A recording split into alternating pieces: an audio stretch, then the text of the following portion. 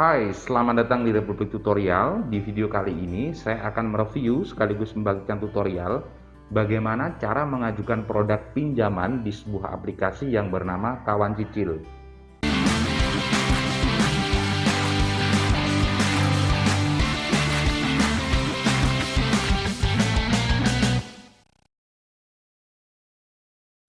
Kawan Cicil ini adalah sebuah aplikasi yang berbasis peer-to-peer lending di mana mempertemukan antara pendana dan peminjam.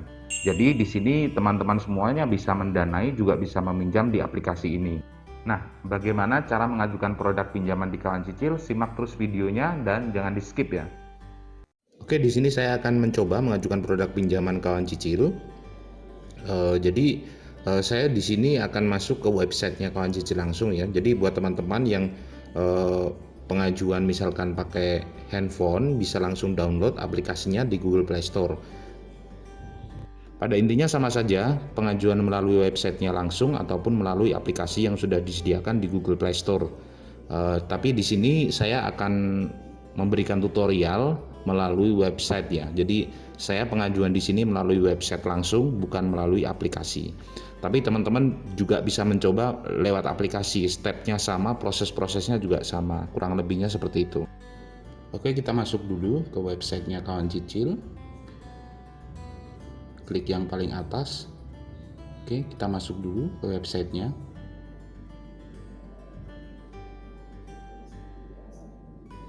Nah, di sini ada produk pinjamannya, ada 3, yaitu kawan fleksi, kawan pinjam, dan kawan supplier. Oke, kita langsung klik ajukan pinjaman. Nah, di sini ada kolom pengisian nomor telepon. Kita isi nomor handphone kita berikut kata sandi. Dan kata sandi di sini berisikan huruf besar, huruf kecil, dan angka ya teman-teman. Oke, setelah itu kita klik registrasi. Lalu kita masukkan kode OTP yang dikirim melalui SMS. Oke, setelah itu verifikasi, kita klik verifikasi setelah kodenya kita masukkan. Nah, di sini ada kolom pengisian foto KTP dan foto selfie KTP. Di sini ada contohnya. Selfie KTP, berikut foto KTP. Setelah semuanya selesai, setelah semua diupload, kita klik selanjutnya. Dan di sini ada kolom nama sesuai KTP, NIK, email, nama ibu kandung, nomor NPWP, jenis kelamin, tanggal lahir, kota kelahiran, pendidikan terakhir, status jumlah tanggungan, status kepemilikan rumah, alamat lengkap mulai dari RT RW sampai kode pos ya. Dan ini kalau di bawah ini bisa checklist. Kalau alamat berbeda dengan alamat KTP, teman-teman bisa checklist di sini. Tapi kalau masih sama dengan KTP nggak usah di checklist. Oke, kita isi dulu ya.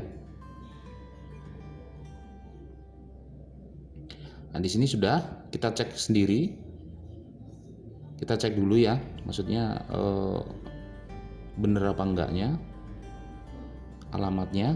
Setelah sesuai semua, sesuai dengan KTP, kita klik selanjutnya. Nah, langkah kedua ini adalah informasi pekerjaan atau data pekerjaan. Kalau teman-teman bekerja ya silahkan diisi perusahaannya masing-masing. Kalau wirausaha diisi dengan nama usahanya masing-masing. Di sini ada nama perusahaan, masa kerja, jenis pekerjaan, dan penghasilan per bulan. Kita isi dulu ya. Ya, masa kerjanya kita pilih 5 sampai dengan 10 tahun. Dan pedagang, saya isi pedagang di sini. Dan penghasilan per bulan saya bikin 10 juta ya. Oke, setelah semuanya lengkap, kita bisa pilih selanjutnya. Nah, di sini ada data penjamin. Data penjamin di sini yang dimaksud adalah emergency contact. Dipastikan nomornya aktif ya teman-teman. Usahakan pasangan sendiri atau saudara ataupun teman dekat. Karena nanti pasti akan dihubungi oleh pihak Kawan Cicil untuk mengkonfirmasi data. Kita masukkan nomor yang benar, jangan sampai salah. Nanti biar nggak miskomunikasi ketika dihubungi oleh pihak Kawan Cicil. Oke, selanjutnya yang terakhir adalah nomor rekening yang digunakan untuk menerima pencairan pinjaman. Kita isi dulu nomor rekeningnya sesuai dengan nama di KTP ya. pastikan sesuai nama yang ada di KTP dan nama pengajuan barusan. Oke, setelah itu otomatis dia akan terbaca namanya atas nama siapa. Selanjutnya kalau sudah selesai kita kirim. Nah, ini proses pengisian data udah selesai dan dipastikan nomor aktif dan emergency kontak juga aktif, karena nanti dalam waktu 1-5 hari akan dihubungi oleh pihak analis kawan cicil untuk memastikan data atau untuk meminta data tambahan ya teman-teman. Jadi kalau nanti ada notifikasi lewat email, sering-sering dicek aja, siapa tahu pinjaman kalian disetujui. Kalau misalkan pinjaman disetujui, itu akan mendapatkan email pemberitahuan seperti ini.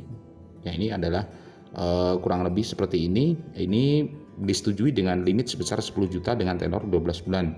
Nah, ini di bawahnya ada link untuk tanda tangan digital ya. Jadi nanti kita akan dapat pemberitahuan dari DigiSign juga untuk menyelesaikan proses penandatanganan kontrak, maksud saya penandatanganan perjanjian pinjaman. Nah, selanjutnya untuk masalah cicilan dan sebagainya, teman-teman semua bisa dicek di aplikasinya langsung. Kalau memang udah dana dicairkan, otomatis ada tagihan di sana.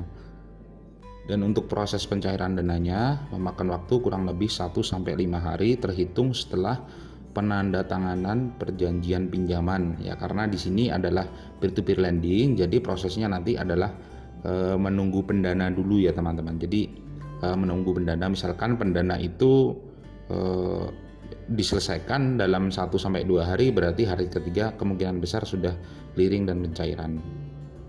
Nah, itu tadi proses awal sampai akhir pengajuan produk pinjaman di kawan cicil. Semoga video ini bisa bermanfaat dan sampai jumpa di video selanjutnya.